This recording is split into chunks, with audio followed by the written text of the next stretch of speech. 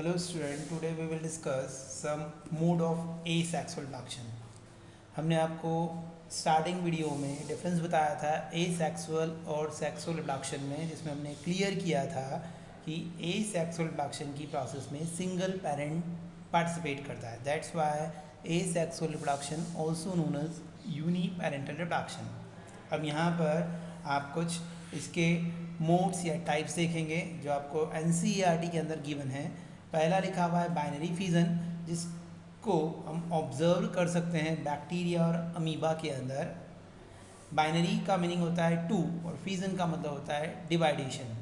It means in this mode of asexual reproduction one parental cell divided into two equal और unequal daughter cells. Basically होता यह है कि amoeba या bacteria की जब बात करते हैं तो इनमें जो पेरेंटल सेल होती है अपने भीतर फूड स्टोर करके सबसे पहले अपने सेल कंटेंट को डिवाइड करती है. देन उसमें एक सुपरफिशियल ग्रुप का फॉर्मेशन होता है जो कि डिप होते हैं, और डिप होते हुए उस पेरेंटल सेल को दो डॉटर सेल में डिवाइड कर देती है. This is known as binary fission. Second mode is budding. Basically budding जो एसेक्सुअल मोड है वो हाइड्रा के अंदर ऑब्जर्व किया जा सकता है. आप लोगों ने 11th के अंदर हाइड्रा पढ़ा हुआ है, जो कि एक सिलेंट्रेट एनिमल है. इस हाइड्रा के अंदर बडिंग के थ्रू एसेक्सुअल रिप्रोडक्शन होता है. कैसे, ये भी हम पहले पढ़ चुके हैं. बेसिकली जो पेरेंटल हाइड्रा होता है उसमें एक लैटरल आउटग्रोथ डेवलप होती है जो इनिशियली बड कहलाती है, लेकिन यह बड स्लोली ग्रो अप करके पेरेंटल स्ट्रक्चर ज्यूम कर लेती है. तब इसको डॉटर हाइड्रा बोला जाता है. देन ये डॉटर हाइड्रा एक कॉन्स्ट्रिक्शन के थ्रू पेरेंटल बॉडी से डिटेच्ड हो जाती है. हम बाइनरी फिजन में भी देख रहे हैं सिंगल पेरेंट पार्टिसिपेट कर रहा है. बडिंग के अंदर भी हम देख रहे हैं कि सिंगल पेरेंट से डॉटर का फॉर्मेशन हो रहा है. Then third mode of asexual reproduction is conidia. First of all you have to know what is the meaning of conidia. तो conidia is a uninucleate means single nucleus. Non-motile means they are unable to change their place.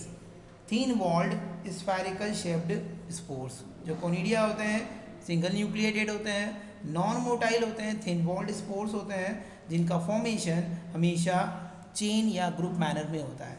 इस conidia के through asexual reproduction कुछ fungi के अंदर observe किया गया है, जिसमें एक एग्जाम्पल हमने मेंशन किया हुआ है penicillium fungi. Then next mode of asexual reproduction is gemule formation और स्टेटोब्लास्ट. ये जो जैम्यूल या स्टेटोब्लास्ट है बेसिकली कुछ स्पॉन्जेस के अंदर ऑब्जर्व किए गए हैं, जैसे कि स्पॉन्जिला. हम आपको एक और बात क्लियर कर दें, हमने इसके पहले जो बडिंग पढ़ी हाइड्रा में एक्सटर्नल बड डेवलप होती है जिसको हम बड बोलते हैं. ये जैम्यूल भी एक टाइप का बड है, लेकिन ये कौन सा बड होता है, इंटरनल बड होता है. हाउ इट इज फॉर्म, तो बेसिकली स्पॉन्जिला स्पॉन्जेस के अंदर जो सेल्स होती है अनडिफरेंशिएट सेल्स, जैसे कि आर्कियोसाइट सेल्स, उन आर्कियोसाइट सेल्स का मास फॉर्म होता है जिसको जैम्यूल या स्टेटोब्लास्ट बोला जाता है, जो कि सराउंडेड होता है किसके थ्रू, स्पीक्यूल्स के थ्रू. याद रखिए स्पीक्यूल्स किसको कंसिडर किया हुआ है, पोरीफर्स के अंदर स्पाइंस को. तो दीज जैम्यूल और statoblast are mass of arcuocyte cells which are surrounded by spicules, and this gemmule open outside with the help of a opening or pore which is known as micropyle. Clear? Then next one is zoospore. हमने इसके पहले भी पढ़ा था zoospore और zygote में difference. यहाँ पर zoospore जो कि क्लेमाइडोमोनास एल्गी के अंदर एसेक्सुअल मोड है.